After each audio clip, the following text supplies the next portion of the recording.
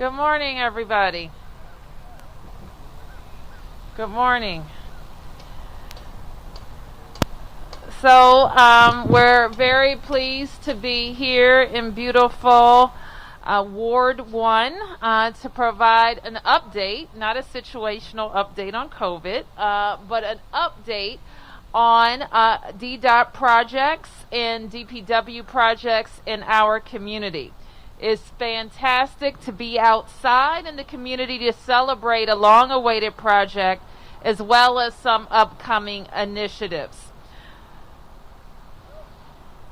Many of the agencies have been, of course, focused on their day-to-day jobs as well as making sure they're supporting the district's emergency operations related to COVID. And so today, that's exactly what we're going to talk about. We're going to talk about the 16th Street bus lane, which is going to make travel up and down the corridor faster and more efficient for everybody who uses it. We have experienced this elsewhere where DDOT has installed car-free lanes, and we know that this can be a game changer for 16th Street. We are also happy to talk about the beginning of the 2021 paving season. As you know, I have made it a focus of my administration to get the district's roads in a state of good repair.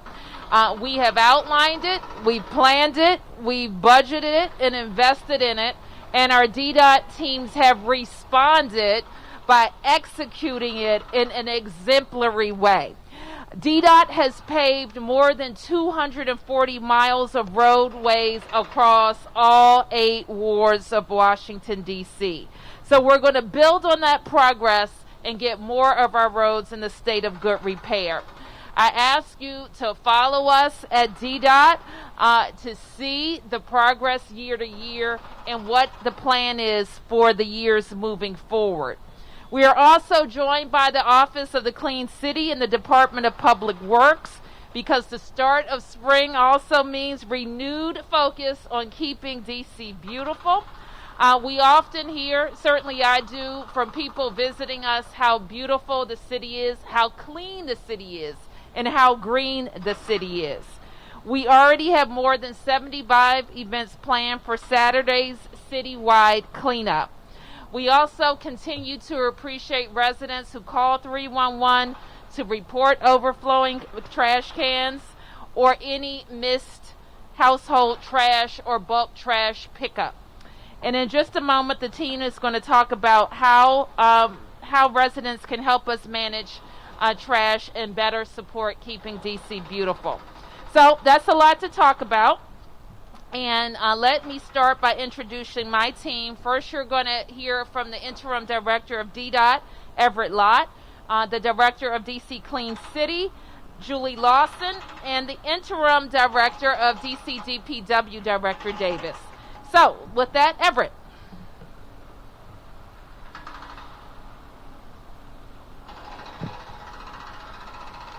Thank you, Mayor, and good morning, everyone. I'm really excited to be here this morning at the site of one of the biggest projects we've launched this year, the 16th Street bus lane. This project has been a long time coming, and we're so excited to be making progress on this very important addition to our bus priority network. As you may know, over the last 2 years, we have placed additional emphasis on building a network of bus lanes that will make bus transit more efficient and more reliable for residents and for commuters. This project will be added to more recent bus projects that we have completed recently as well, including 14th Street Northwest, M Street Southeast, and also Martin Luther King Jr. Avenue Southeast.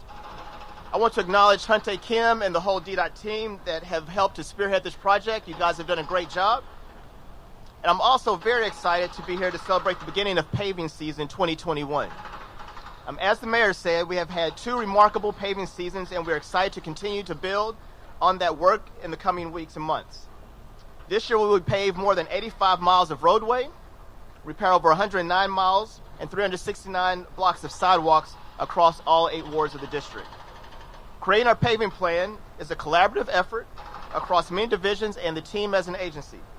I want to acknowledge the maintenance and performance and community engagement divisions of DDOT who have worked really hard to create such a great plan.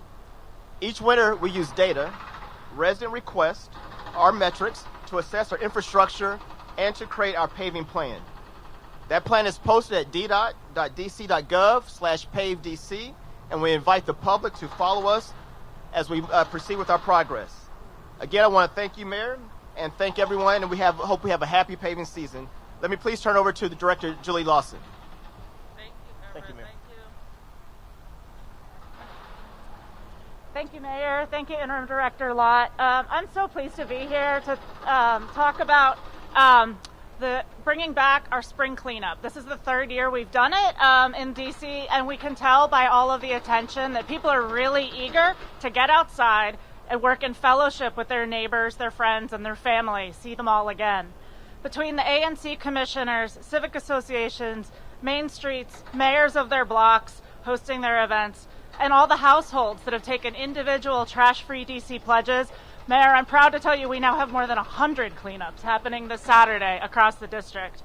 These are all community-driven, neighbors in all 8 wards stepping up and speaking out. It was our pleasure in the Mayor's office of the Clean City to help them with supplies, health and safety guidance, and other support. Strong neighbors working together to improve their block, create strong communities. It's not too late, it's never too late really, to take up the Trash-Free DC pledge. Just visit cleancity.dc.gov, get a bag or a bucket, gloves or a picker, mask up, and head out. You might even consider keeping your Trash-Free DC pledge all year by adopting a block. You can find out more and sign up on our website, again, cleancity.dc.gov. And remember, anytime you're cleaning up, please take the trash home with you or to the Fort Totten transfer station. To keep our neighborhoods looking good, we have to keep those big bags out of our public hands. To talk more about that initiative, I'm going to turn to the Director of Department of Public Works, my friend Christine Davis. Thank you.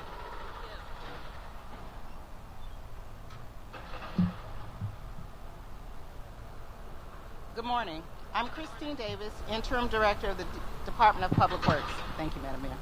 My number one job is to keep the district streets safe and clean for residents and for visitors of our beloved city. The pandemic has changed the way we all live. We are spending more time at home, which means more trash is generated there. I can relate, especially when your trash won't be collected for a few days and you don't want it in your house. You may be inclined to find somewhere else to put it. We encourage you to be a good neighbor. Save your household trash for collection from your home, and for those bulk items, please call 311 to schedule a pickup. Every day, DPW is listening to resident concerns about overflowing litter cans in your neighborhoods, and as a district resident, I'm concerned too. Our hardworking DPW crews empty more than 6,600 public litter cans throughout the city every day, and sometimes twice a day, 7 days a week. But there's only so much we can do without community support.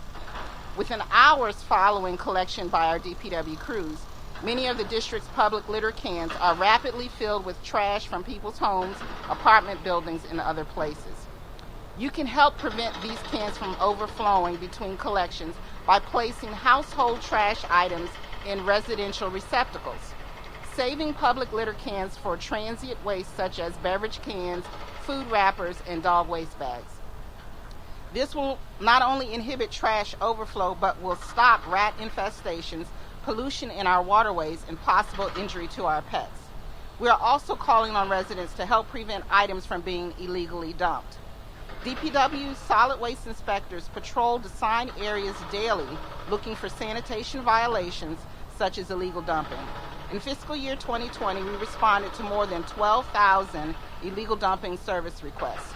We are on pace to have just as many this year as we've responded to nearly 6,000 requests thus far in fiscal year 2021.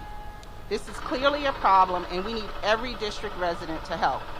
If you have bulk items or spot trash or piles of debris that are not in proper containers, or they are set out in an otherwise unsanitary manner, not a proper point of collection or on a vacant lot or public property, please call 311. Help us keep our city safe by properly using public litter cans and preventing illegal dumping. A clean DC is a healthy DC. Speaking of disposing waste properly, on March 23rd, DPW will launch an 8-week recycling cart tagging campaign designed to eliminate plastic bags, film, and wrap, as well as other unacceptable items from single and multi-family household recycling carts. This is very similar to the 2019 pilot, where DPW inspectors check for recycling carts containing items the district doesn't accept. During that initiative, carts that contain any non-recyclables were tagged with an OOPS tag identifying those items. That campaign led to a 20% reduction in plastic film in the district's recycling waste stream. Previously, residents were informed their recycling cart contained non-recycling items, but during this campaign, repeat offenders may receive a notice that their recycling will not be collected until those items have been removed. 8 rock star recyclers will be rewarded, 1 resident in each ward, for a recycling cart that displays the perfect recycling set-out. Winners celebrate on Earth Day, April 22nd. They will be photographed alongside their perfect set-out and publicized on DPW and environmental partners' social media channels, and will also receive a compost caddy for quick storage of compost food scraps, along with a reusable tote, coffee mug, and other items. When residents recycle right, we all win because it helps us attain Mayor Bowser's goal of achieving an 80% waste diversion rate in the district. Residents can visit zerowaste.dc.gov to find more information about the contest and also see a complete list of acceptable and unacceptable items when they use the What Goes Where tool. Before I close, I'd like to invite Mayor Bowser back to the podium to initiate the countdown that will begin the bus lane excavation. Thank you. Right. Mayor Bowser. Thank you. Thank you, Director. So look out for your OOPS stickers. Better yet, don't make a oops with your recycling bin. And so we're going to get that information out, and it sounds like a wonderful contest to participate in. So you've heard it. We're talking about the 16th Street bus lane, our 2021 paving plan, our cleanup plan for the spring, and how we can be rock star recyclers. So that's a great bunch of things to talk about to help us reach our clean city goals, as well as keeping our recycling goals in line with what we need to do in our city. So with that, let's get started on the 16th Street busway in 3, 2, 1.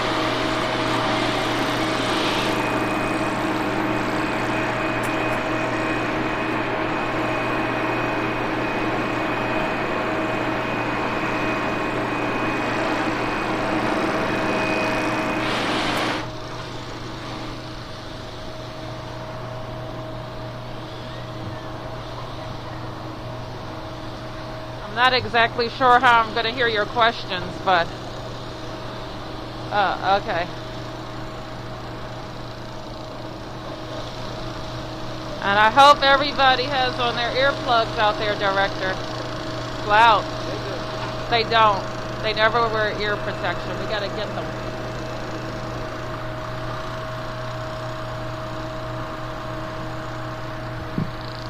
Okay, the Director Lott is going to work on one of my pet peeves. Ear protection.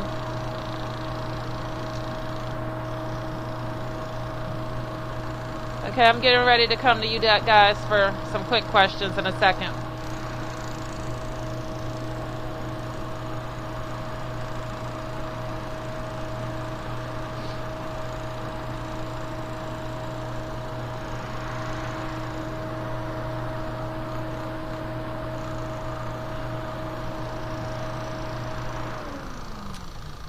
Okay, we have time for a couple questions, and we're going to let the guys get back to work. Sam, do you want to go first? Yes, Mayor. It's off topic, but yes. Okay. Okay. There's some question. There's some question about the Atlanta situation, whether it's a hate crime, but nevertheless, 8 people were killed who were Asians. There's a growing amount of concern, and I'm just interested in your thoughts here in D.C. Well, you heard, I don't know the specifics yet. I only heard a couple of statements that the mayor had a press conference, and I heard a few things from that press conference, and we'll certainly follow up with the city of Atlanta. Our hearts go out to them. They've had 8 people violently, they had 8 people murdered in their city. It looks to me like they were all in Asian owned or related businesses, and regardless of the hate crime determination, that was a hateful, violent act, and I will look forward to what the determination is. You heard from President Biden in his remarks, in his national remarks, about the uptick of violence and hate crimes against Asian Americans in the AAPI community. And we are also concerned about that in D.C. We want the AAPI community in D.C. to always alert us. We have a liaison unit in MPD that focuses on making sure we're dealing appropriately in a culturally sensitive way with our community. In any crimes, we take very seriously and will investigate and prosecute to the full extent of the law. That's the legal side. The community side and the DC values side is that we stand together with communities shoulder to shoulder, and that is not a value that we support in any way. So our church communities, our faith communities, and civic groups have all spoken up loud and clear against these types of acts. And they're not always an act. Sometimes it's a statement or an attitude or, things that present themselves that we have a community responsibility to speak out against. And Mayor, any heightened, let's say, security, et cetera, with regard to this in the city? I will have a follow-up conversation with the chief of police to understand if we need an additional posture. I don't think that we have any reason at this stage to implement a different posture, but if we do, we will. Mark, do you have any questions? Yes.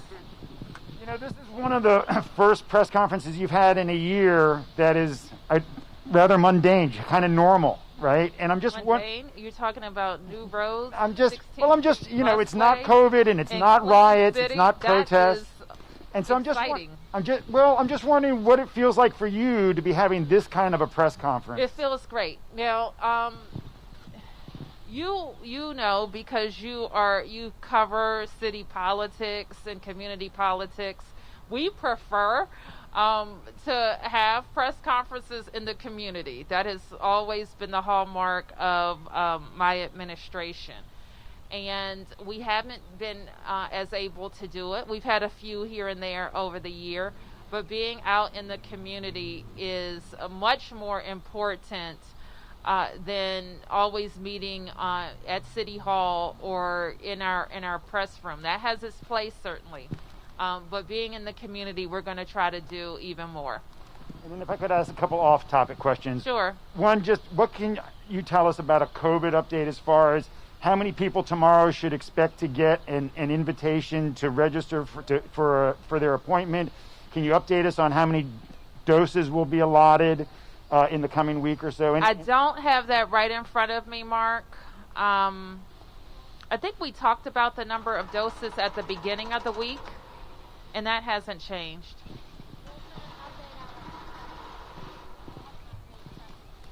We'll probably send you a paper update on that. But I can tell you that we continue to follow our buckets of priority.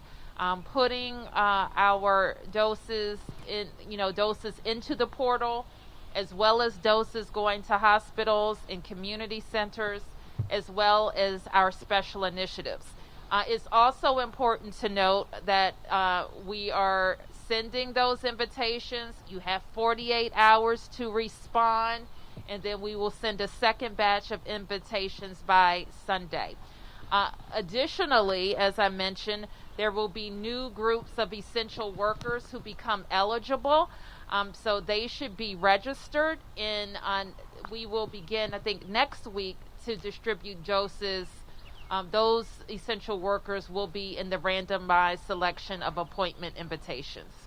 And my last question, looking forward to Monday, to your testimony on the Hill. Have you decided yet, will you be doing that in person? Will you travel to the Capitol and testify in person for that, or will that be virtual? I've been invited to testify in person. That's new. Initially, it was a virtual invitation, but I will be testifying in person. On that day, I know it's a few days away. I'm getting ready. Actually, my prep begins in earnest today, so I'm getting ready. Mayor Bowser, Jordan Pascal from WAMU. This project begins at the southern end at Black Lives Matter Plaza, which is kind of undergoing some changes at the moment. But what do you envision the purpose of that space going forward? Which space? The Black Lives Matter Plaza. I'm